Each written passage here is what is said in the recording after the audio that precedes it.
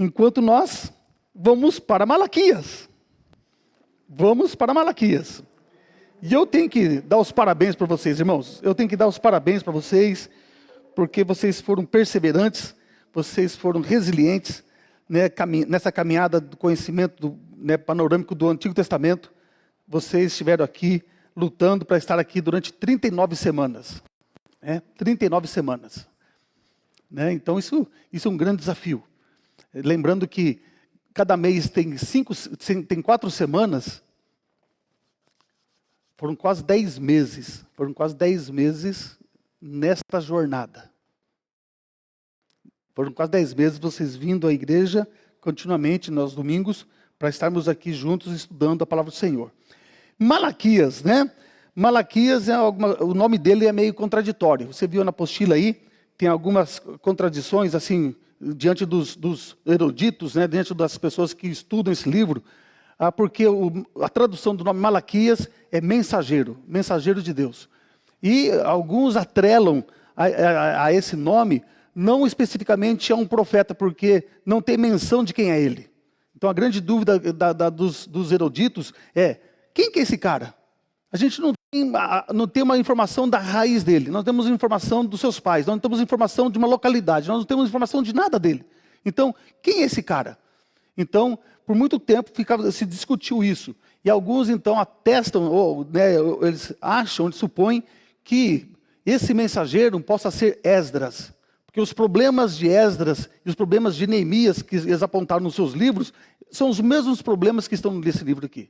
Então, se você quer mergulhar nesse assunto, que são 4 capítulos apenas, você tem que ler Esdras e Neemias, porque faz um conjunto só. É um conjunto da mesma época, que é entre mais ou menos 520, 540, mais ou menos 450. É o finalzinho do século V, antes de Cristo. Então, os assuntos que estão estão burulhando ali na sociedade, porque é quando eles voltaram do exílio para a sua terra natal, quando Deus os traz de volta para a terra natal. E nesse período transitório de reconstrução, nós já estudamos Esdras, nós já estudamos Neemias, nós já estudamos Zacarias, nós já estudamos Ageu, que são profetas que estão vivendo neste período, na qual eles estão voltando para casa. E aí Malaquias é o fechamento, do tratamento de Deus com o seu povo nesse período de restauração. De Malaquias depois até Mateus, você vai percorrer 430 anos de silêncio de Deus.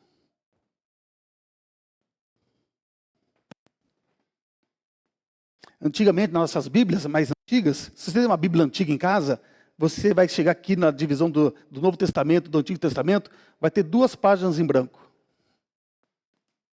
Cada uma delas representando 100 anos.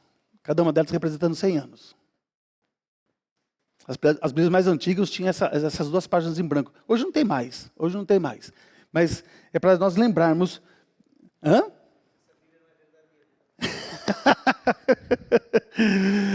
Amados, então é assim para nós lembrarmos, 430 anos desse período, de Malaquias até João Batista. Por que 30? Porque foi quando João Batista começou o ministério dele. 400 anos de silêncio, e esperou mais 30 anos até o profeta então anunciar e preparar o caminho do Messias. 430 anos que Deus simplesmente calou-se.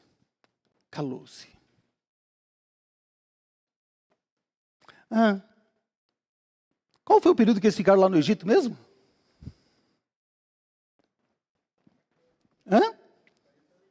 Não, lá no Egito. 430 anos.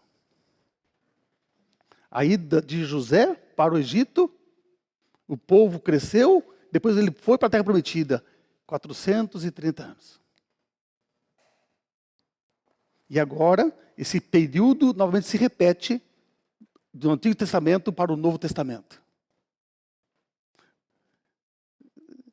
Só por aí você começa a pensar assim. Naquele período Deus levou o povo cresceu, o povo multiplicou, veio Moisés, tirou eles para levar para a Terra Prometida. Moisés prefigurando Cristo. Agora passa 430 anos, novamente silêncio. O povo no pecado, a terra em pecado, o povo corrompido na época de Jesus, e agora então vem Jesus, o verdadeiro Moisés, o verdadeiro Filho de Deus, para tirar-nos da escravidão do pecado e nos levar para a verdadeira terra prometida. Ok? Então, nesse período, então, você pode fazer essa analogia e você faz esse pensamento.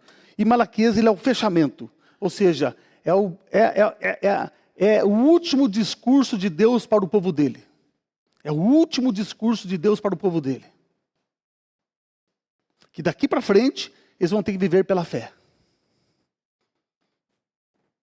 Daqui para frente, Deus não vai mais trazer anunciações por meio de anjos, por meio de visões, por meios sobrenaturais. Eles vão ter que viver pela fé.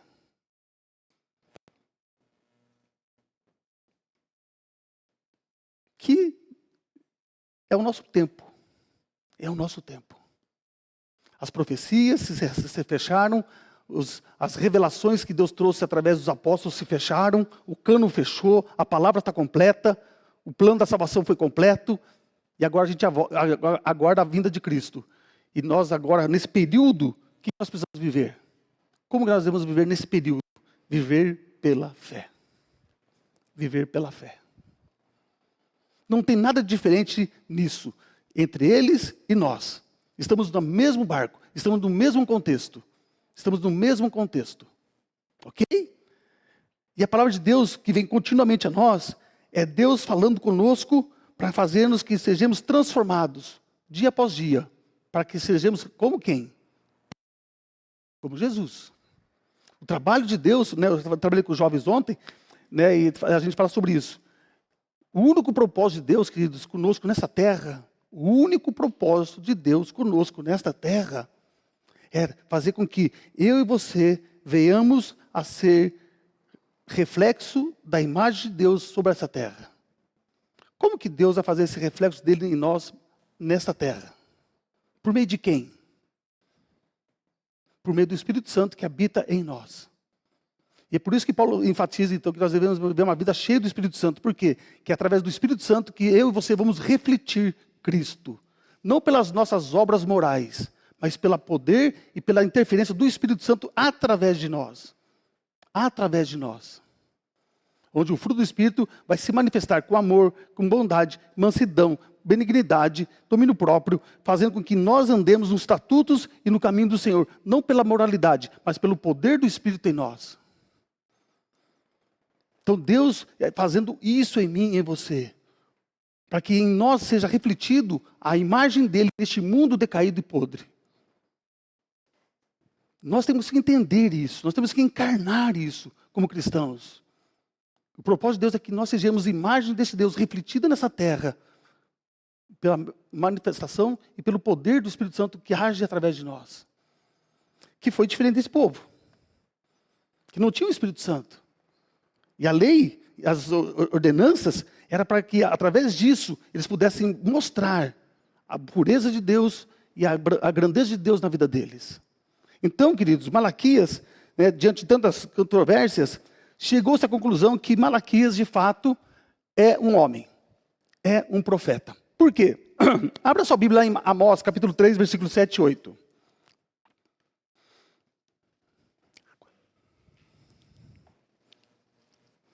Amós 3, 7 e 8. Quem pode abrir e ler?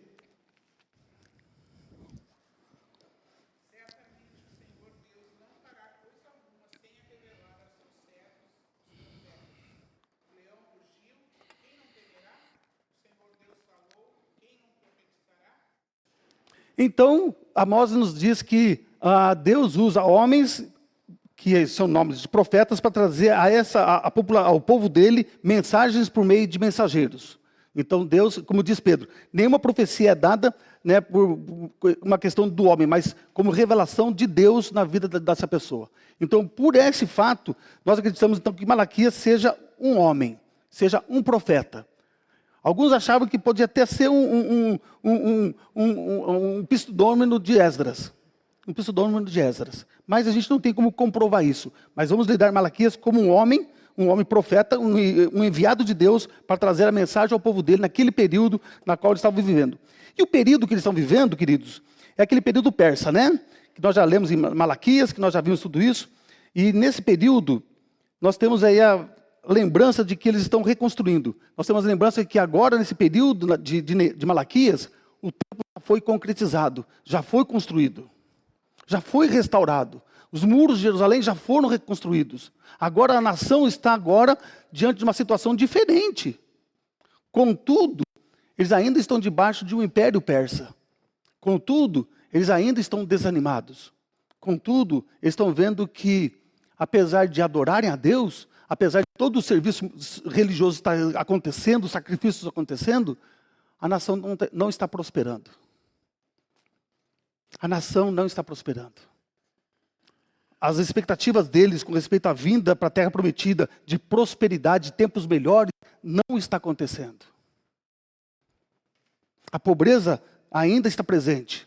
A injustiça ainda está presente. E eles não estão vendo mudanças reais acontecendo na nação. Por isso que a gente lê o Salmo 73. Porque o povo estava olhando o contexto deles e olhando novamente para fora. Opa! Eles lá são melhores que a gente. A gente está fazendo todo o sacrifício, mas não está mudando nada. O que adianta isso? O que adianta isso? E nós, infelizmente, nós humanos, nós somos muito imediatistas, né? E nós somos movidos a resultados. Por exemplo, você tem um carro de 20 anos, que só te dá problema. O que a gente faz com ele? Você já gastou dinheiro, o dinheiro que você gastou com o mecânico já daria para comprar 3 carros. O que você faz com ele? Bota fora. Bota fora. Vamos trocar esse negócio, me dá prejuízo.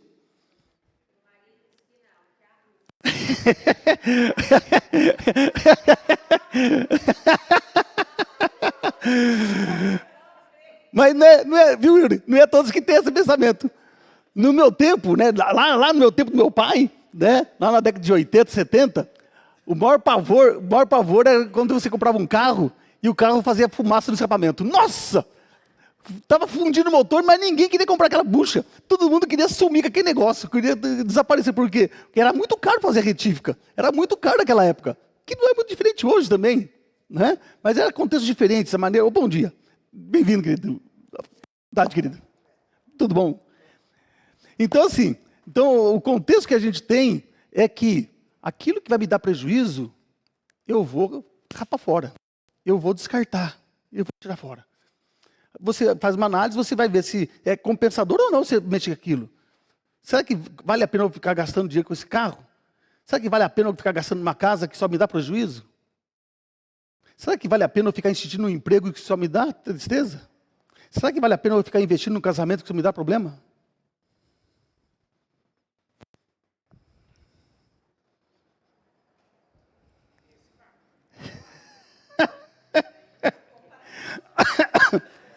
Hã? Olha só, eu saí de um carro e fui para um casamento. Hã? Vocês acham?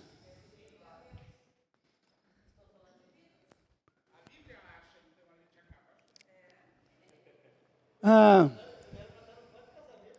Hã?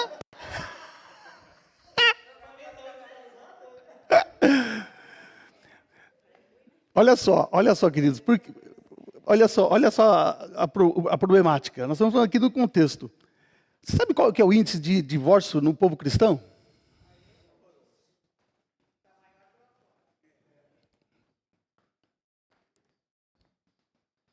Você sabe qual a incidência que a gente chama de crentes flutuantes, né, como a gente falou semana retrasada, que são os crentes consumistas. Ele vai na igreja se ela te prover aquilo que traz alguma satisfação. Se tem ar-condicionado, se tem bancos bons, se é carpetado, se tem sala para criança, se tem mídia, se tem isso. Muitas pessoas fazem uma avaliação de igreja como se fosse uma empresa, ou fosse uma escola de alto padrão, né? E espera que ela seja suprida nisso. E então ela procura nas igrejas um ambiente que possa proporcionar isso a ela. Então a gente tem uns crentes consumistas, que muda de igreja como se fosse mudar de roupa. Não por causa de linha teológica, não por causa de doutrina, mas simplesmente por gosto. Simplesmente por gosto. É coisas diferentes. Você sair de uma igreja por erros doutrinários, por erros teológicos, ok. Agora, você sair de uma igreja por causa de comodidade, é uma outra coisa totalmente diferente. Totalmente diferente. Então, nós estamos falando desse crente consumista. Estamos falando desse crente consumista. Então, o contexto deles lá, vamos ler o texto? Vamos partir para o texto? Se a gente vai ver que o que eu apontei aqui são coisas que estão lá. São coisas que estão lá. Vamos lá caminhar um pouco? A gente tem uma questão bacana nesse livro, porque ele fala sobre dialética. Dialética é uma metodologia filosófica de você colocar contrapontos e você trazer, então, no contexto, contradições. A dialética, então, ela traz contraponto de aquilo que está acontecendo e que ela quer apresentar e traz a contradição do que as pessoas fazem. Contraponto é, vocês me amam, mas vocês fazem coisas que não me agradam. Então, a dialética, ela traz esse apontamento e ela traz, então, a situação das pessoas com respeito a Deus. E vai no capítulo 1, capítulo 2 e capítulo 3. Vai ser um texto dialético, onde Deus apresenta as causas dele e mostra o que o povo está fazendo contra ele. Ok? E o capítulo 4, então, é o fechamento, é a conclusão do livro. Ok, queridos? Vamos lá. Pensando um pouquinho mais. Esse povo está desanimado, o povo está entristecido, está desesperançado, o povo não está mais com aquele ardor buscando a Deus, por quê? Porque os resultados na vida deles não são positivos. Não são positivos.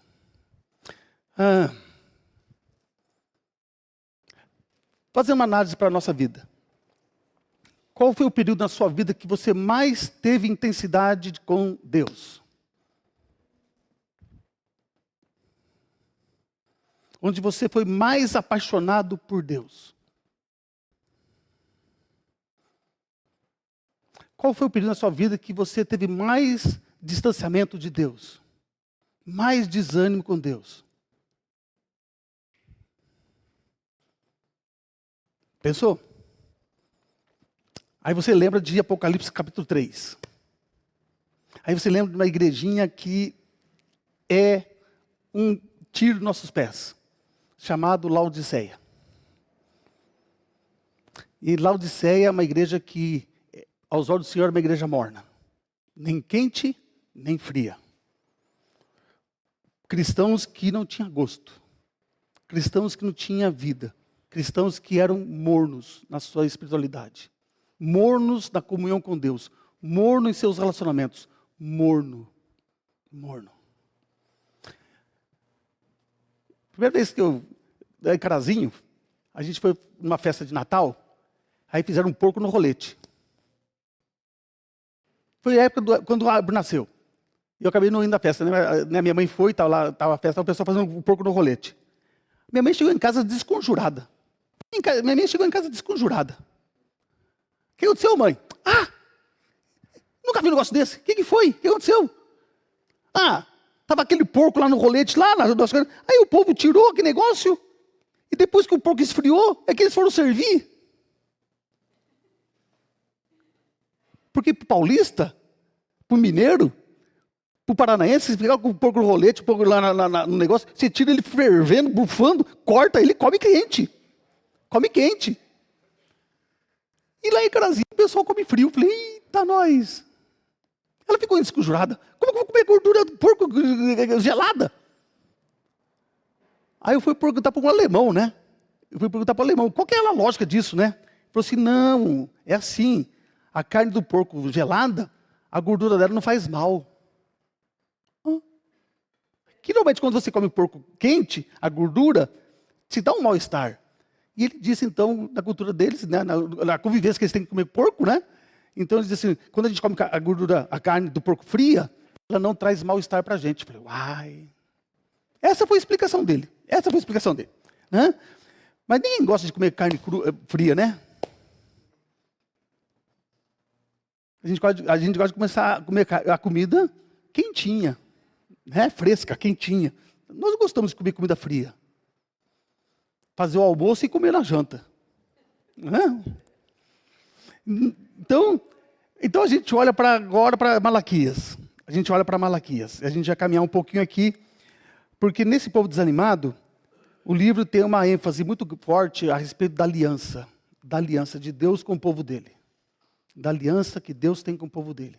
E se nós perdemos a perspectiva da aliança que Deus tem conosco, com certeza a gente vai deixar ser influenciado pelas coisas que estão acontecendo de bom com eles lá fora, e não coisas boas que estão acontecendo com você aqui. E você vai fazer um parâmetro, você vai começar a fazer uma relatividade. Se vale a pena você seguir a Deus ou não. Se vale todo o esforço ou não. Apesar de todas as coisas que a gente tenta fazer com Deus, né? E aí entra a questão muitas vezes é que a gente está querendo fazer barganha com Deus, né? Então aí a gente tem que pensar em tudo isso. E o livro, então, como teologia, ele tem a ênfase de mostrar a aliança que Deus tem com o povo dele, povo que ele aliançou em Abraão. Os seus descendentes serão abençoados até 1000 gerações. Então, é olhando para a aliança que Deus tem com Abraão, que o livro traz para nós a lembrança desse Deus que fez aliança conosco e prometendo a vinda do Messias, e essa aliança sendo estendida a todos nós. Bem, queridos? Então, ele tem essa ênfase para todos nós, para a gente pensar no valor da aliança de Deus comigo e com você em Cristo Jesus.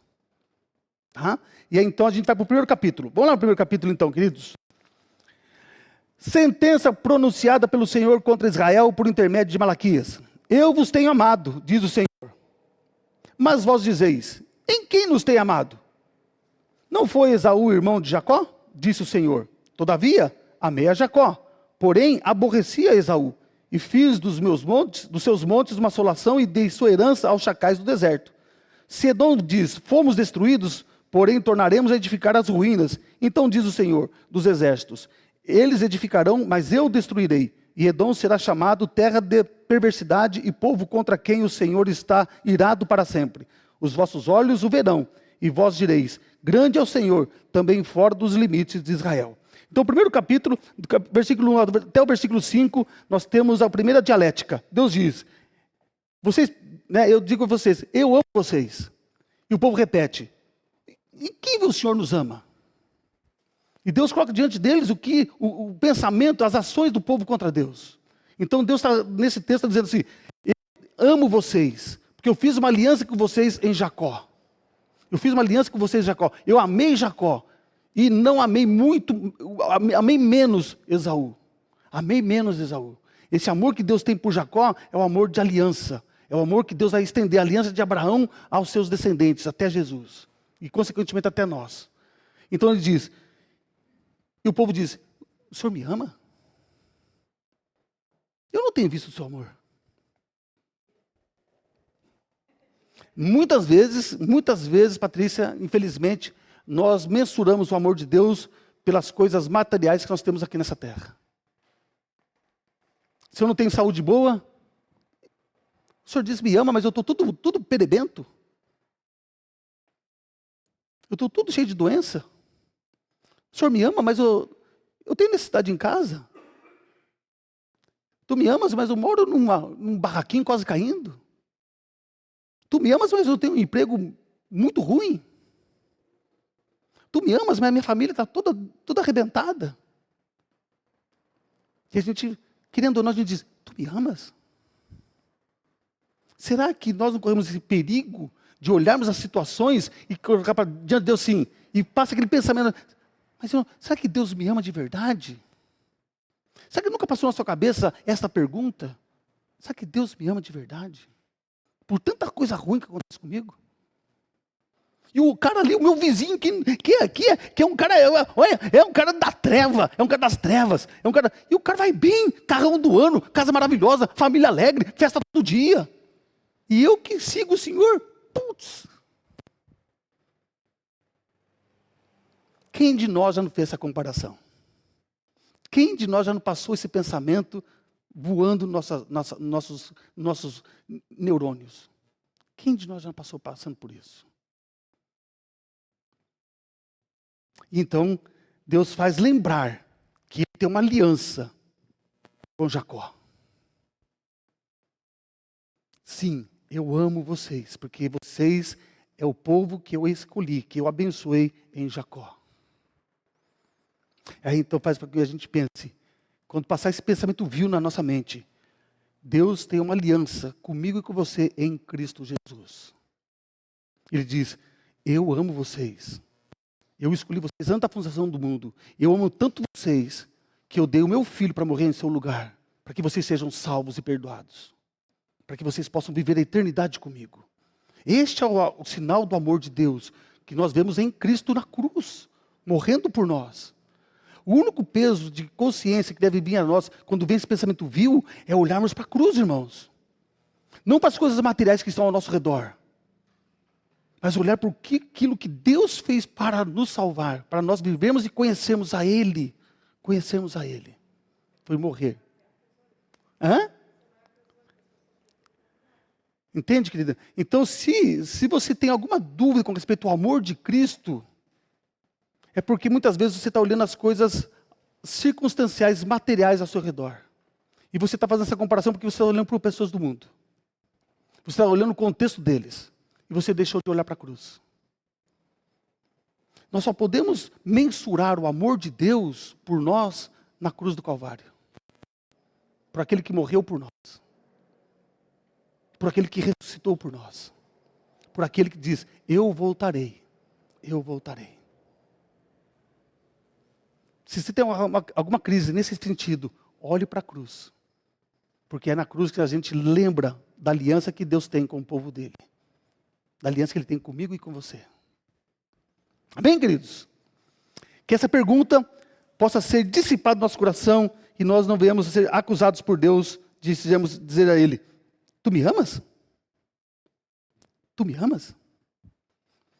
E a gente olha para a cruz e diz assim, não, realmente tu me amas. Realmente tu me amas. Segundo texto, diz aí a segunda dialética. O filho honra o pai e o servo ao seu senhor. Se eu sou pai, onde está a minha honra? Se eu sou o Senhor, onde está o respeito para comigo? Diz o Senhor dos Exércitos a vós outros, ó sacerdotes que desprezai o meu nome. Vós dizeis, em que desprezamos nós o teu nome? Olha só, os sacerdotes Deus está dizendo, vocês não estão me honrando, os sacerdotes. Se eu sou o pai de vocês, aonde está a minha honra? Aonde está a minha honra como pai? E o sacerdote disse assim, em que nós não estamos honrando o Senhor? E aí vem agora a resposta de Deus. Ora, nisto que pensais, versículo 7, nisto que pensais, a mesa do Senhor é desprezível. Quando trazeis animal cego para o sacrificardes, não é isso mal? E quando trazeis o coxo ou o enfermo, não é isso mal? Ora, apresenta-o ao seu governador. Acaso terá ele agravo em ti e te será favorável? Imagina a comparação que Deus faz. Você é um cozinheiro. Ou você convida uma pessoa ilustre da cidade para ir na sua casa almoçar. E você coloca na mesa um animal podre. O que esse cara vai falar de você? O que esse cara vai falar de você? Se nós estamos nesse contexto deles ali, se o rei vai comer na sua casa, e você oferece uma comida estragada para ele, o que vai acontecer com você lá? Ó, é por isso que o rei tinha o provador de comida, porque tinha copeiro. O copeiro era para isso, para experimentar aquela comida, se era boa ou não, se tinha veneno ou não, se estava podre ou não, se estava contaminado ou não. Porque ele é um rei, jamais ele vai colocar no estômago dele alguma coisa que possa fazer mal a ele. A responsabilidade do copeiro era tremenda, porque se alguma coisa desse errado, coitado dele. Coitado dele. E ele diz, pois é, vocês têm trazido animal coxo, vocês têm sacrificado animais cegos, enfermos, e você acha que eu estou contente com vocês?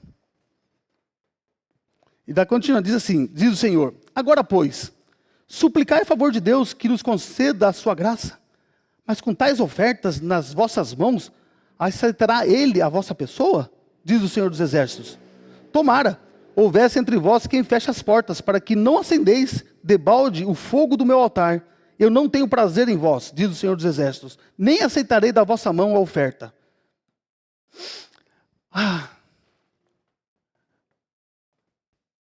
Ontem eu falei sobre o propósito de Deus na nossa vida, que é, Ele nos fez para que nós agrademos a Ele.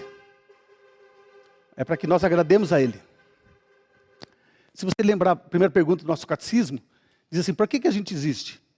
A gente existe para conhecer a Deus, amar a Deus e ter prazer em Deus eternamente. Esse é o nosso propósito. Conhecer a Deus, amar a Deus, obedecer a Deus e agradá-lo eternamente. Usando a primeira pergunta do nosso catecismo, John Piper escreveu um livro sobre o contentamento com Deus. Ele diz assim, quanto mais eu tenho prazer em Deus, mais Deus tem prazer em mim. Quanto mais eu agrado Deus, mais eu trago alegria ao coração de Deus. E às vezes a gente acha que Deus não tem sentimento. A gente acha que Deus não fica alegre. A gente acha que Deus não fica triste. Porque a gente esquece que Deus é uma pessoa, não uma força, não é um poder. É uma pessoa. E todos os sentimentos que eu e você temos, Deus tem. Porque isso foi nos dado dele. Isso nos foi dado dele. Como que um filho agrada o pai? Como que seu filho agrada você? Por que ele vai te obedecer? O que leva ele a obedecer você? Qual é a força que por trás da obediência? Qual é a força que tem que estar atrás da obediência? Amor. Amor. Se não tiver amor, você não vai ser uma pessoa obediente. Se não tiver amor, você vai ser uma pessoa que vai viver para si mesma e não para Deus. Você vai querer fazer a sua vontade e não a vontade dele.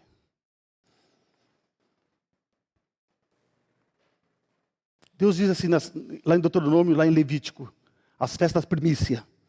O campo dava sua colheita. O que o povo tinha que fazer para Deus como gratidão?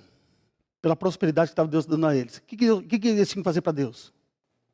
Oferecer a Deus a quê? O que tinham que oferecer para Deus? As primícias. As primícias. Primícias eram os primeiros frutos da colheita. Aquilo ali era dado para o Senhor. Dado para o Senhor. As primícias. O primeiro fruto. Como gratidão por tudo que Deus tinha dado a eles. Isso expressa confiança, dependência e gratidão.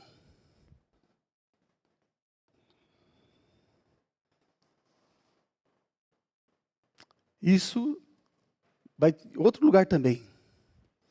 Aí primícia, se você não planta, aonde está a nossa primícia? Se você não é um agricultor, se você não é um produtor, se você não é um criador de ovelhas, aonde está a nossa primícia? Como que a gente pode dar a primícia para o nosso Deus?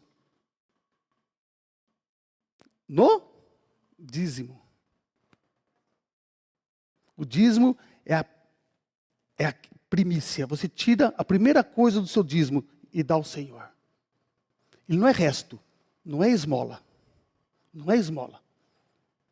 É o primeiro fruto daquilo que você recebeu dele. O salário foi ele que te deu.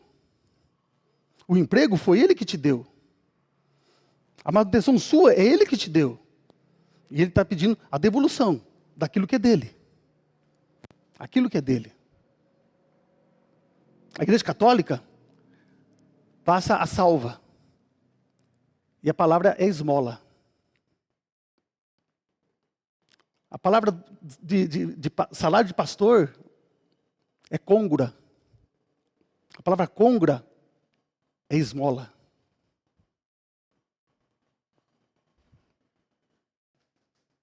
É esmola. Então, a gente dá a Deus o melhor ou o pior?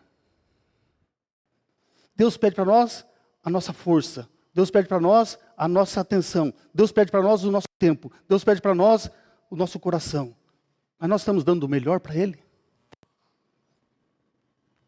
Nós estamos dando o melhor para Ele? E ainda a gente quer que Deus nos abençoe?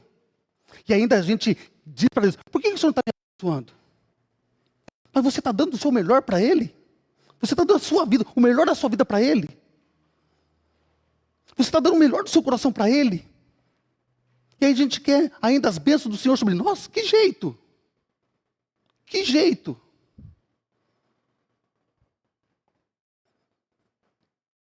A gente briga com Deus, nós somos levianos com Deus. Nós somos levianos com Deus.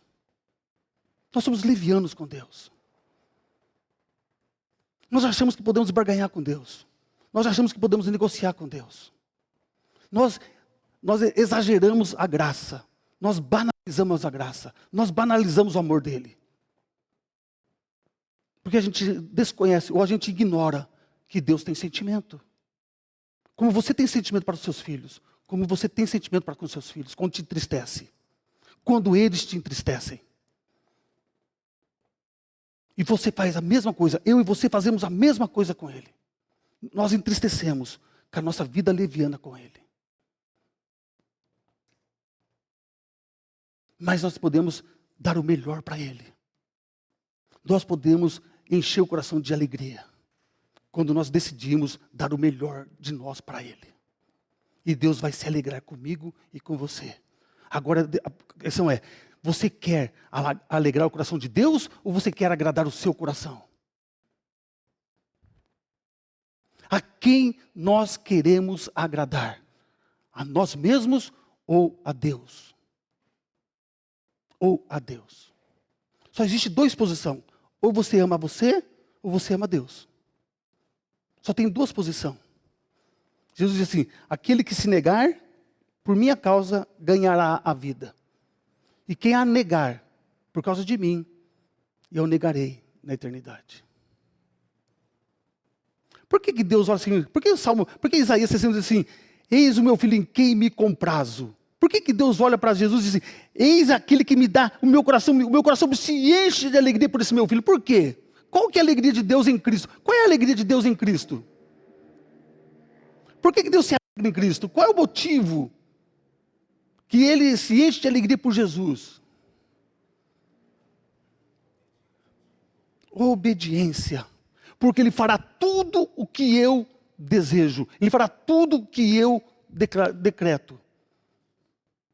Ele fará tudo o que eu falei. Por que Deus amava tanto Noé? Porque ele amou a Deus incondicionalmente. Fez um barco no meio de uma planície que não tinha rio. O que Deus requer de nós, amados, é um amor incondicional. Um amor que não questiona. Um amor que não duvida. Um amor que não reclama. Um amor entregue a Ele. Mas vós profanais, quando dizeis, a mesa do Senhor é imunda, e o que nela se oferece, isto é comida, é desprezível. E dizeis ainda, que canseira, e me desprezais, diz o Senhor dos Exércitos. Vós ofereceis o dilacerado, o coxo, o enfermo, assim fazeis a oferta. Aceitaria eu isso da vossa mão? Diz o Senhor. Pois maldito seja o enganador, que tendo um animal sadio no seu rebanho, promete e oferece ao Senhor um defeituoso, porque eu sou grande rei, diz o Senhor dos Exércitos, o meu nome é terrível entre as nações. Uau! Abra a Bíblia aí, vamos lá em Mateus capítulo 21. Vamos lá em Mateus capítulo 21. Talvez essa história já se repetiu. Aqui. 21. 21, versículo 12 a 17. Quem pode ler?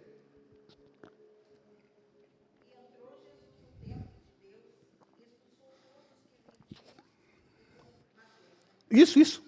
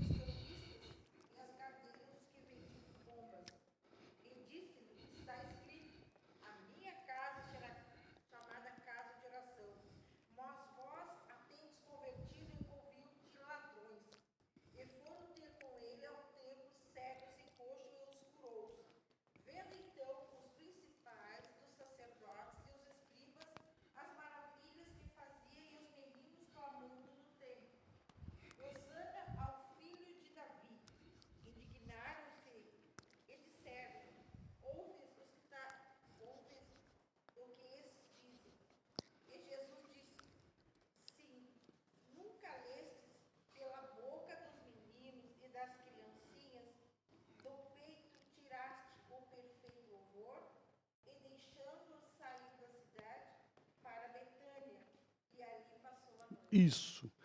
A história não mudou. 400 anos, a história só piorou. A história só piorou. Para você entender a mecânica do templo, bem rapidinho, a mecânica do templo. As pessoas levavam o cordeiro, levavam uma pomba, levavam o novilho para ser sacrificado, para ser oferecido a Deus. A pessoa levava e tinha então o sacerdote, tinha um levita, que era o fiscal. É como se fosse um agente de saúde. Que o boi vai lá para o matadouro, o agente sanitário vai lá, olha o animal, faz o exame, tira sangue dele e vê se ele não tem nenhuma doença. Aí então o cara diz, ok, não tem doença. Ele bate o carimbo no animal, ele vai para o matador, mata, sacrifica ele, limpa a carne e você come a carne na sua casa. Imagina se esse agente sanitário, corrupto, diz assim, vai passando. E você está comendo carne com brucelose. A sua filha vai ficar estéril. A sua filha não vai ter filhos por causa da brucelose.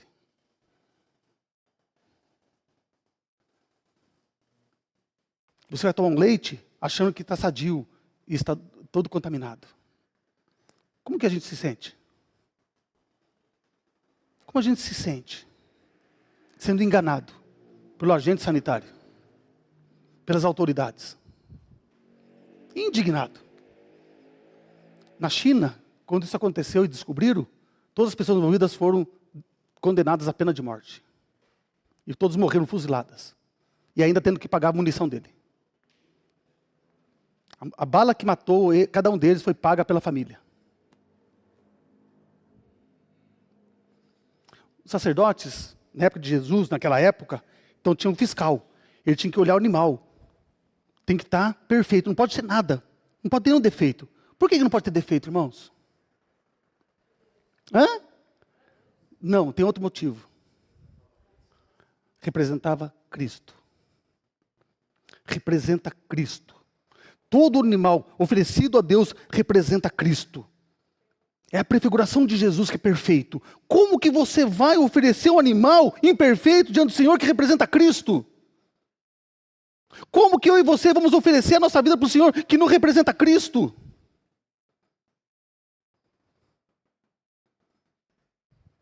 Se Cristo está sendo glorificado naquilo que você faz, naquilo que você entrega. Nós não temos noção do que a gente faz, queridos. Nós não temos noção do que a gente faz. Nós não temos noção do que a gente faz. E a gente acha que Deus está contente com a gente. Nós não temos noção do que a gente faz. Porque a gente se esquece que tudo que façamos, tudo que fazemos, tem que representar Cristo. Tem que representar Cristo.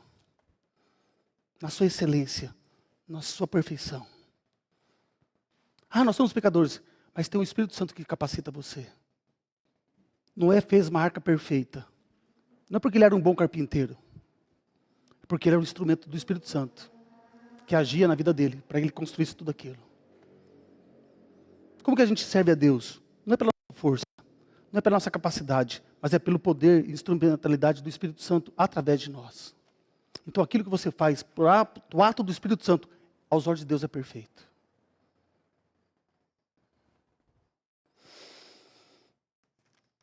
O livro de Mateus, Marcos e Lucas fala sobre esta experiência de Jesus com os cambistas e tudo mais. Porque se tornaram corruptos. Oferecer sacrifício virou um mercado. Sabe o que eles faziam? Sabe o que eles fazem com a carne?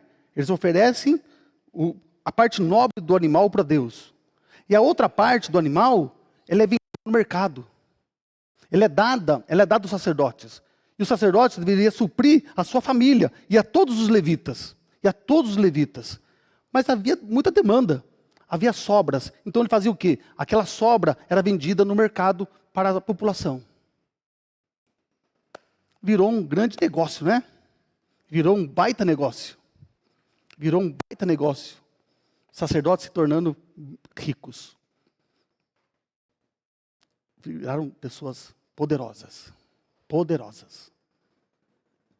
Então Jesus chega e faz uma limpa. Na época de Malaquias, já estava acontecendo isso. 400 anos, a coisa só foi piorando, piorando, piorando, piorando. Né? Capítulo 2. Aí então você tem aí o castigo de Deus, né? O julgamento de Deus sobre eles. Aí a gente não precisa ler porque é a declaração de Deus contra eles, né? O que Deus vai fazer com eles. E aí a gente pensa, uau, que paulada, né? Que paulada que vai acontecer. E vai acontecer quando? Aí eles pensam assim, olha só o versículo 8. Olha só o versículo 8, queridos. O versículo 7, vamos lá o versículo 7 para a gente entender. Porque os lábios do sacerdote devem guardar o conhecimento, e da sua boca devem os homens procurar as instruções. Porque ele é o mensageiro do Senhor dos Exércitos. Mas vós vos tendes desviado do caminho, e por vossa instrução tendes feito tropeçar a muitos, violastes a aliança de Levi, diz o Senhor dos Exércitos. Por isso, também eu vos fiz desprezíveis e indignos diante de todo o povo, visto que não guardastes os meus caminhos e vos mostrastes parciais no aplicardes da lei. Ou seja, Levi, né, é aquele que serviu a Deus, a tribo de Levi que serviu a Deus. Arão e seus filhos foram tementes a Deus, serviram ao Senhor. Depois as coisas foram, alguns bons, outros ruins. Só que essa ordem sacerdotal corrompida, ela tinha um tempo determinado de vida.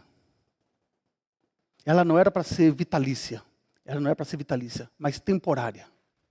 Abre em Hebreus capítulo 6. Vamos lá em Hebreus capítulo 6.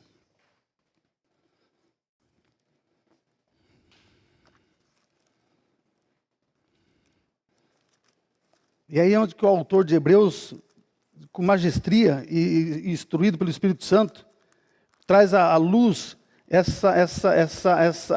esse fim desse meio sacerdotal corrompido e destrutivo de Israel. E aí no capítulo 6, versículo 20,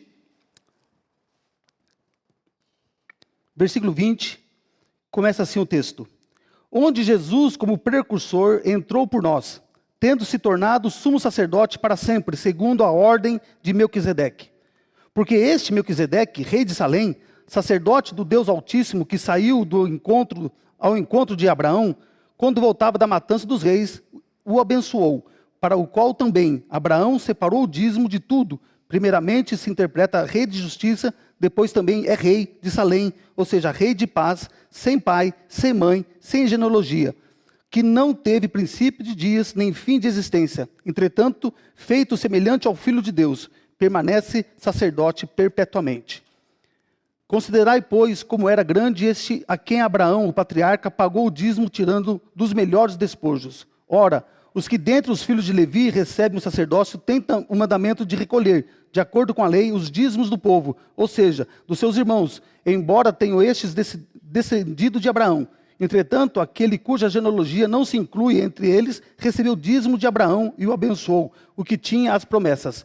Evidentemente, é fora de qualquer dúvida que o inferior é abençoado pelo superior. Aliás, aqui são homens mortais os que recebem dízimos, porém ali, aquele de quem se testifica que vive, e por assim dizer, também Levi, que recebe dízimo, pagou-os na pessoa de Abraão, porque aquele ainda não tinha sido gerado por seu pai, quando Melquisedeque saiu ao encontro desses. Se, portanto, a perfeição houvera sido mediante o sacerdócio levítico, pois nele baseado o povo recebeu a lei, que necessidade haveria ainda de que se levantasse outro sacerdote segundo a ordem de Melquisedeque, e que não fosse contado segundo a ordem de Arão? Pois quando se muda o sacerdócio, necessariamente há também mudança de lei, porque aquele de quem são ditas estas coisas pertence a outra tribo, da qual ninguém prestou serviço ao altar, pois é evidente que nosso Senhor procedeu de Judá, tribo a qual Moisés nunca atribuiu sacerdotes. E isto é ainda muito mais evidente, quanto à semelhança de Melquisedeque, se levanta outro sacerdote, constituído não conforme a lei de mandamentos carnal, mas segundo o poder de vida indissolúvel, porquanto se testifica, tu és sacerdote para sempre, segundo a ordem de Melquisedeque. Portanto, por um lado se revoga a anterior ordenança, por causa da sua fraqueza e inutilidade, pois a lei nunca aperfeiçoou coisa alguma, e por outro lado se introduz a esperança superior, pela qual nos chegamos a Deus. E visto que não é sem prestar juramento, porque aquele que sem juramento são feitos sacerdotes, mas este com juramento, porque aquele que lhe disse, o Senhor jurou e não se arrependerá, tu és sacerdote para sempre. Por isso, Por isso mesmo, Jesus se tem tornado fiador de superior aliança. Ora, aqueles que são feitos sacerdotes em maior número, porque são impedidos pela morte de continuar, este, no entanto, porque continua para sempre, tem o seu sacerdote imutável. Por isso, também pode salvar totalmente os que por ele se chegam a Deus, vivendo sempre para interceder por eles. Com efeito, nos convinha um sumo sacerdote como este, santo, inculpável, sem mácula, separado dos pecadores e feito mais alto do que os céus, que não tem necessidade, como sumo sacerdote, de oferecer todos os dias sacrifício, primeiro por seus próprios pecados, depois pelos do povo, porque fez isto uma vez por todas, quando a si mesmo se ofereceu, porque a lei constitui sumos sacerdotes a homens sujeitos à fraqueza, mas a palavra do juramento, que foi posterior à lei, constitui o Filho perfeito para sempre. O sacerdócio levítico acabou. Acabou. Não existe mais. Não existe mais a restauração do sacerdócio levítico, como muitos apregou e muitos estão tentando fazer. Um ressuscitamento do sacerdócio levítico em Jerusalém. Não existe mais. Não existe mais, porque ele acabou. Todos aqueles ritos, todos aqueles sacrifícios, tudo que era feito em Jerusalém, acabou. Cessou. Não tem mais necessidade alguma. Porque Deus levantou o perfeito sumo sacerdote, que intercede por mim e por você, que é aquele que é o intermediário entre eu e Deus, entre nós e Deus. Ele que intercede, ele que media, é ele que nos advoga diante do Senhor. É ele que nos purifica e nos dá condição de andarmos com o Senhor. A ordem de Melquisedeque é uma ordem muito anterior à lei. Tão reconhecido que o Abraão deu dízimo a ele. Deu dízimo a esse sacerdote. O sacerdócio, o conhecimento de Deus, não surgiu apenas com Moisés. O povo já conhecia Deus. Desde a época de Adão. Desde a época de Adão. Abel conheceu Deus. Enoque conheceu a Deus. Noé conheceu a Deus. Todos os seus filhos conheceram a Deus. Jetro, sogro de Moisés, era sacerdote do Altíssimo. Então Deus se fazia conhecido entre as pessoas. Deus se fazia conhecido. E Melquisedeque é essa ordem de um sacerdócio perfeito. De um sacerdócio perfeito. Há quem diga que esse Melquisedeque é uma personificação do Cristo naquela época. Uma personificação de Cristo naquela época. Então a gente olha para Jesus e ele assume esse sacerdócio, superior ao sacerdócio levítico, que é anterior à lei. É anterior à lei. Assim como o dízimo é anterior à lei de Moisés. Não foi Moisés que instituiu o dízimo, foi o próprio Deus, muito tempo atrás. Muito tempo atrás. Que nós não temos nem registro quando foi isso. Mas as pessoas já entregavam dízimo ao Senhor. Aí então a gente olha para o sacerdócio de Jesus, então ele olha para esse sacerdote e diz assim, não tem problema, eu vou dar um fim em tudo isso. Eu vou dar um fim nessa lei. Eu vou dar um fim nesse sacerdócio. E Deus deixou que eles caminhassem nessa corrupção, caminhando na sua prisão e levando o povo ao engano, né? Levando o povo a viver erroneamente contra Deus. Vamos lá, caminhando rapidinho. Versículo 10, capítulo 2 de Malaquias. Agora a porca vai torcer o rabo. Lembra que eu falei que os problemas daqui é o mesmo problema de lá? Não temos nós todos o mesmo Pai? Não nos criou o mesmo Deus? Por que seremos desleais uns para com os outros, profanando a aliança dos nossos pais? Judá tem sido desleal, e abominação se tem cometido em Israel e em Jerusalém. Por quê? Judá profanou o santuário do Senhor, o qual ele ama, e se casou com a adoradora de Deus estranho. O Senhor eliminará das tendas de Jacó o homem que fizer tal, seja quem for, e o que apresenta ofertas ao Senhor dos Exércitos. Ainda fazei isto: cobris o altar do Senhor de lágrimas, de choro e de gemidos, de sorte que ele já não olha para a oferta, nem a aceita com prazer da vossa mão. E perguntais, por quê? E vem a resposta do Senhor. Porque o Senhor foi testemunha da aliança entre ti e a mulher da tua mocidade, com a qual tu foste desleal, sendo ela a tua companheira e a mulher da tua aliança. Não fez o Senhor um, mesmo que havendo nele um pouco de espírito? E por que somente um?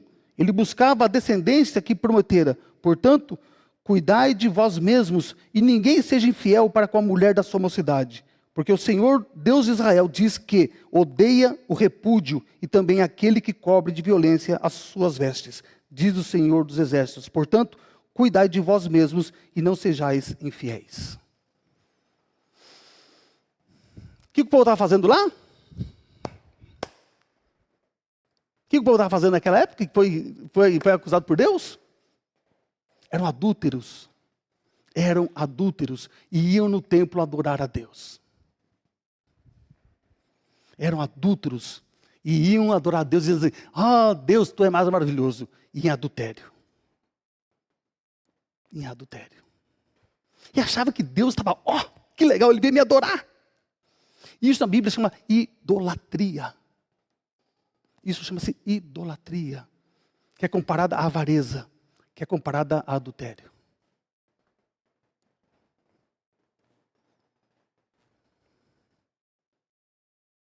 O repúdio é divórcio. O repúdio é divórcio. O repúdio é divórcio. Nós já falamos sobre divórcio aqui um tempo atrás. A Constituição da Fé, né, a Westminster, ela tem algumas posições. Ela diz assim: o casamento é uma ordenança da criação. Ninguém precisa ser cristão para receber a graça comum dessa instituição. No entanto, embora todos os homens e mulheres possam unir-se em casamento, o cristão é chamado a se casar apenas no Senhor. A Escritura é clara em sua proibição contra o casamento de cristãos com não cristãos. No entanto, na hora do casamento, o marido é chamado a ser o cabeça da mulher. A mulher é chamada a estar em submissão ao seu marido, como ao Senhor. O marido é chamado a amar a sua mulher e dar-se a si mesmo, de maneira sacrificial à sua mulher, como Cristo amou a sua noiva, a igreja, e deu a si mesmo por ela. Por que Deus repudia o adultério, queridos? Porque o casamento simboliza a união de Cristo com a sua igreja, como Paulo ensina em Efésios. E quando nós cometemos adultério, no sentido seria, é por isso que o texto de Malaquias diz: vocês estão adorando outra deusa, e acham que eu estou contente com isso? Quando cometemos adultério, é como se nós fizéssemos que a igreja de Cristo estivesse adorando outro Deus, e não o Deus verdadeiro. A igreja fosse uma igreja corrompida, adorando a ídolos, e não a Deus. E quando homem e mulher se casam, ela simboliza essa união de Cristo com a sua igreja. E a gente olha para o nosso casamento, será que a gente pensa isso? Será que isso vem à tona, que nós representamos a igreja e Cristo? E essa igreja tem que ser imaculada, sem defeito, pura.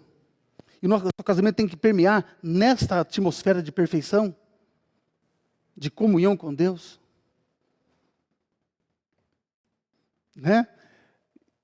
Abra sua Bíblia lá em Marcos. Vai lá em Marcos capítulo 10. Vamos lá em Marcos capítulo 10.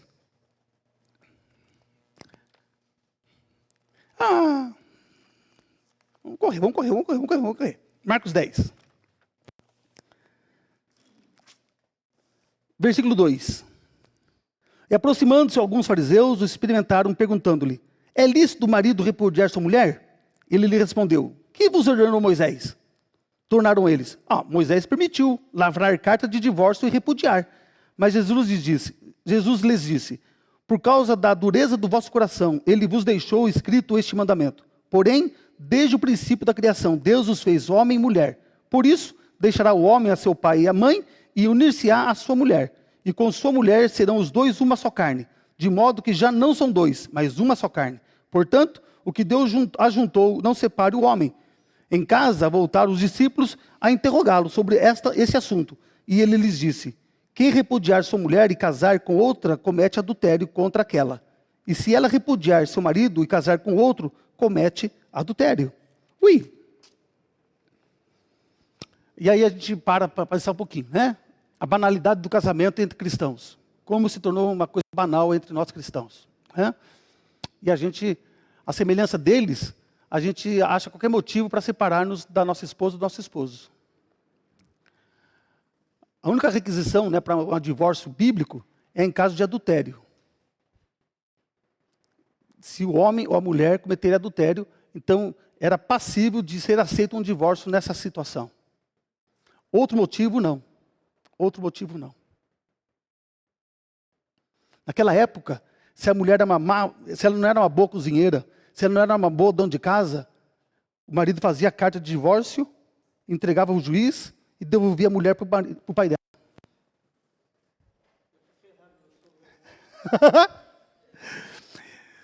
Então, amados, a gente olha a banalidade que se tornou o casamento naquela época, e a coisa foi piorando, Então, a banalidade era, qualquer coisa que me desagradava naquela pessoa, eu ia lá, fazia uma carta de divórcio, entregava para o juiz assinava, tchau para você. E a pessoa, então, ia caçar outra pessoa. E assim, o casamento ia assim, né? A vida conjugal ia sendo assim, multiplicada. Trocava mulher como se trocava de camisa. Se tornou uma coisa banal. E não é diferente de hoje, amados. Não é diferente de hoje. Fábio Júnior, eu vi uma notícia agora que ele casou de novo. Misericórdia, acho que deve ser o 10º casamento daquele cara, não é possível. Hã? Aquele cara é maluco. Perdeu aquela alegria, ele larga a mulher e vamos partir para outra. Então, amados, como que Deus abomina isso? Como que Deus abomina isso? Por quê? Nós temos que lembrar que casamento representa essa igreja de Jesus com Ele. Nosso casamento tem que ter essa visão, esse ambiente. Esse ambiente. Então a gente começa a pensar sobre os problemas, né, de Malaquias, e a gente fala assim, puxa vida, caramba, parece que esse cara viveu hoje, né? Vamos lá para Malaquias, vamos correr. Como a gente já falou sobre o divórcio, né, então a gente não vai precisar entrar nessa demanda, então já conversamos sobre isso tempos atrás, que a gente siga em frente. Capítulo 3, vamos lá, a última dialética do livro. Enfadais o Senhor com vossas palavras, e ainda dizeis, em que o enfadamos? Nisto que pensais. Qualquer que faz o mal passa por bom aos olhos do Senhor, e desses é que ele se agrada. Ou, onde está o Deus do juízo? Eis que eu envio o meu mensageiro, que preparará o caminho diante de mim. De repente virá o seu templo o Senhor, a quem vós julgais, o anjo da aliança, a quem vós desejais. Eis que ele vem, diz o Senhor dos Exércitos. Mas quem poderá suportar o dia da sua vinda? E quem poderá subsistir quando ele aparecer? Porque ele é como o fogo de ourives e como a potassa dos lavandeiros.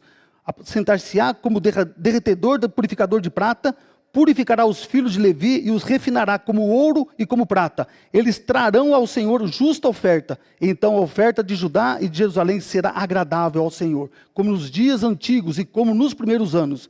Chegar-me-ei e a vós outros para juízo. Serei testemunha veloz contra os feiticeiros, contra os adúlteros, contra os que juram falsamente e contra os que defraudam o salário do jornaleiro, oprimem a viúva e o órfão, torçam o direito do estrangeiro e não me temem, diz o Senhor dos Exércitos.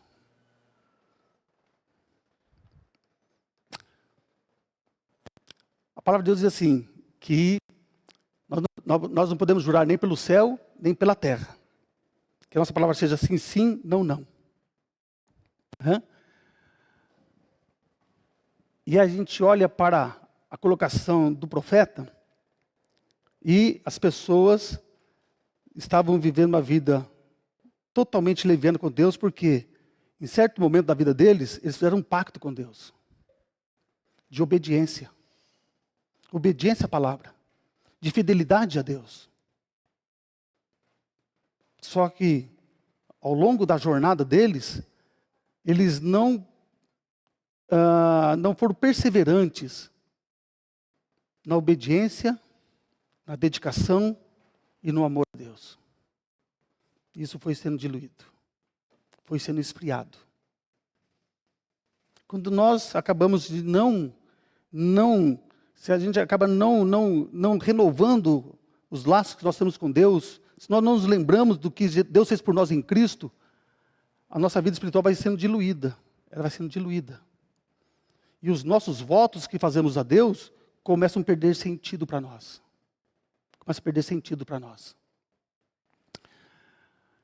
E a gente faz muitos votos diante de Deus, não fazemos?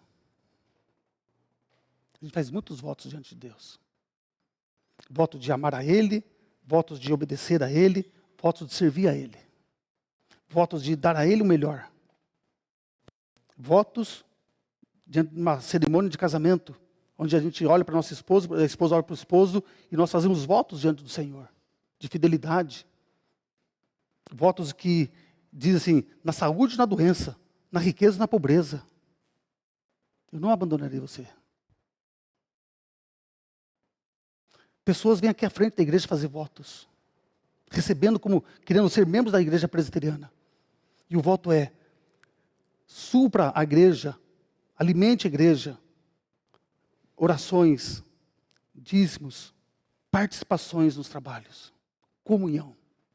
E nós dizemos, sim, eu comprometo-me com esse voto. Só a pessoa se torna membra. Ela deixa de ser dizimista. Ela deixa de estar presente nos trabalhos da igreja. Ela deixa de ter comunhão com as pessoas da igreja. Ela deixa de orar pela igreja. E a gente vem no culto, adorar a Deus. Que culto maravilhoso. Ai, eu saí chorando hoje. Será que foi Deus? Ou foi somente uma emoção?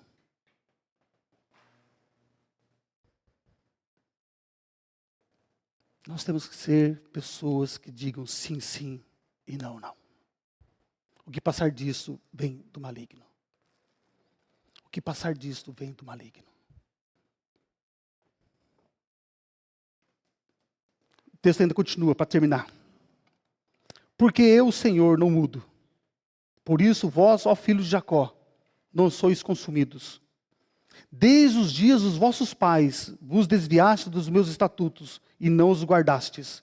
Tornai-vos para mim, e eu me tornarei para vós outros, diz o Senhor dos Exércitos. Mas vós dizeis, em que havemos de tornar? Roubarás o homem a Deus? Todavia, vós me roubais, e dizeis, em que te roubamos? Nos dízimos e nas ofertas. Com maldição sois amaldiçoados, porque a mim me roubais, vós a nação toda. Trazei todos os dízimos à casa do tesouro, para que haja mantimento na minha casa. E provai-me nisto, diz o Senhor dos Exércitos, se eu não vos abrir as janelas do céu, e não derramar sobre vós bênção sem medida, por vossa causa repreenderei o devorador, para que não os consuma o fruto da terra. A vossa vide no campo não será estéril, diz o Senhor dos Exércitos. Todas as nações vos chamarão felizes, porque vós sereis uma terra deleitosa, diz o Senhor dos Exércitos. Há muita demanda em dízimo, né? Eu não gosto muito de falar de dízimo. Eu deixo para o tesoureiro. Deixo lá para o Gerson. Dízimo é uma coisa que a gente tem que entender com muita parcimônia. Algumas pessoas chegam para mim e dizem assim, eu dou dízimo do bruto ou do líquido?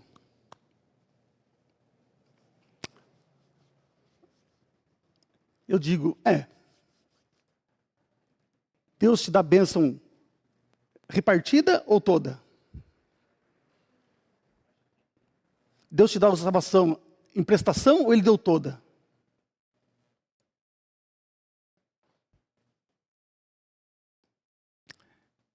Nós damos dízimo do integral, do bruto. Do bruto.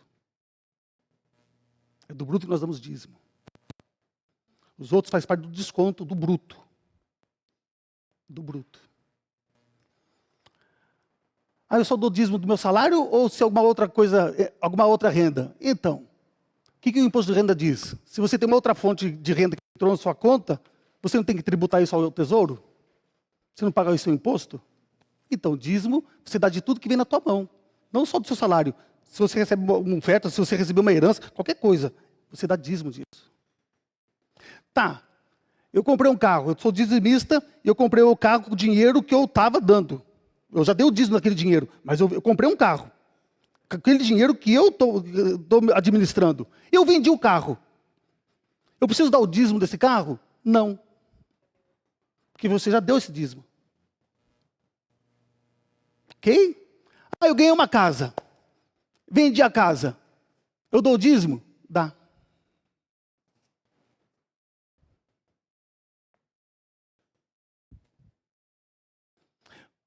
Lá o texto, né, que a gente vai para olhar para o texto bíblico, lá em Números capítulo 18, e aqui dá dizendo o texto, para que é o dízimo? Para que serve o dízimo, irmão? Para fazer pastor rico? Não. Não é. Não. Amados, dízimo, ele foi instituído por causa da tribo de Levi. A tribo de Levi não tinha propriedade, Deus não deu propriedade para eles, não deu nada para eles, eles não tinham o que viver com ele, eles tinham que servir a Deus integralmente, e não tinham do que viver.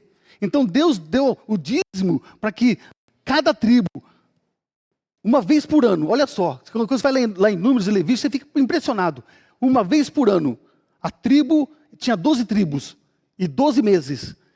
Cada mês ficava a responsabilidade de uma tribo dar o dízimo para os sacerdotes, para que os levitas pudessem então pegar aquele bem e distribuir para todos os sacerdotes espalhados por Israel, para que eles pudessem ter manutenção da vida, cuidar da sua família, cuidar dos seus filhos, sobreviver. Não é para que ficasse rico, é para a sobrevivência. Porque diz o Senhor, eu sou a tua herança. O que significa? Eu sustentarei vocês, eu cuidarei de vocês, porque vocês estão servindo a mim integralmente. Então o dízimo era para a manutenção da igreja de Cristo, que não mudou. O dízimo é para a manutenção desse prédio, do pastor, mas também da igreja nacional. A igreja dá dízimo para a igreja, para a IPB. A gente dá 10% de tudo que entra na igreja, nós dizimamos para o Supremo Concílio. O que faz com esse dinheiro? Ele aplica 54% em missões. Pagar missionário, comprar terreno para a igreja, construir igreja, fazer todas as coisas para o progresso do reino de Deus sobre a terra. E as outras partes desse dízimo é para a manutenção da administração. E outros, dinheiro para a ajuda de pastores que estão desempregados, tem asilo para pastores, tem asilo para mulheres de pastores. Nós temos tudo isso que é sustentado pelo seu dízimo. É o seu dízimo que faz isso. É o meu dízimo que faz isso. Porque nós somos comprometidos com o reino de Deus. E o povo estava dizendo assim, não. Por que ele teve essa advertência? Porque os sacerdotes estavam tendo necessidade naquela época. Diferente da época de Jesus. Os caras se prosperaram, ficaram ricos, criaram métodos para ganhar dinheiro. Que Jesus repreende, que Jesus duramente os repreende. Que estavam errados. Porque Deus os sustentaria. Não é para que ele fosse milionário, administrar o dinheiro como se fosse dele, para o engrandecimento dele. Então, quando a gente entende o que serve o dízimo, porque no dízimo a gente tem confiança em Deus, a gente mostra a nossa dependência em Deus, e nós damos a Ele, nós estamos devolvendo a Ele aquilo que Ele nos deu. Dízimo não é pagamento, é devolução. Eu estou devolvendo ao Senhor aquilo que é dele, a 10ª parte do que Ele me deu. Ele diz, eu te dou 90% para você viver. Eu estou te pedindo 10%. Para que a minha casa não passe necessidade.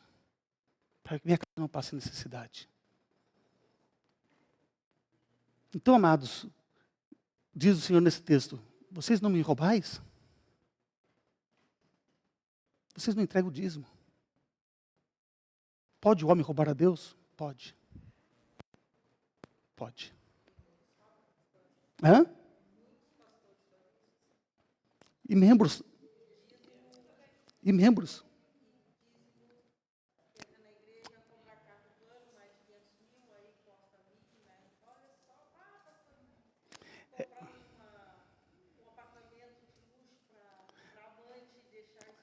Misericórdia. Viu? Aham. Aham.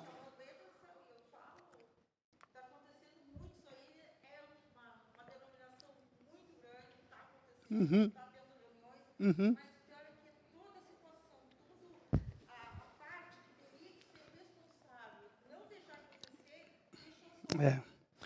É por isso que assim, minha irmã, tem sistemas de igreja, governo de igreja, né?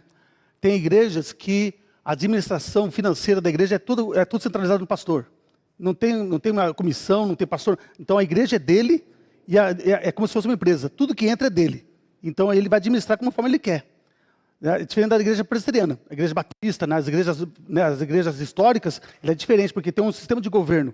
A gente tem tesoureiro, a gente tem comissão de tesouraria, então a gente tem pessoas que estão olhando o gasto da igreja para ver que se a igreja está, que a administração está sendo fiel com aquilo que vocês estão ofertando para Deus, com aquilo que vocês estão investindo no reino. Então, nós temos tudo isso para que a igreja possa realmente ser fiel a Deus e não fazer com que aquilo que as pessoas estão dando para Deus seja gasto de maneira leviana. Só para você ter uma ideia, né, a tesouraria, né, a Netaia, né, o Gerson, a Renatinha, a nossa administradora, toda a festa que nós fizemos semana passada, foi tudo recurso do nosso dízimo. Tudo nosso recurso do nosso dízimo. Para quê? Porque a gente possa entender, né, que a igreja está aplicando o dinheiro dela para o crescimento dessa igreja e também para a expansão do reino de Deus aqui em Pelotas e no Rio Grande do Sul inteiro, no Brasil inteiro. Porque aquilo que nós damos para a IPB, ele é revertido em missões. Indiretamente, você está investindo em missões. Indiretamente, o teu dízimo está sustentando pastores, está sustentando missionários, está sustentando filhos de missionários, está sustentando viúvas de missionários. Está sustentando pastores que não têm recursos para viverem. Em Brasília nós temos uma vila, onde pastores são colocados ali quando não tem nada. Nós temos uma cidade quase, muitas casas, onde nós estamos acolhendo esses pastores lá. É o nosso dízimo que sustenta eles lá.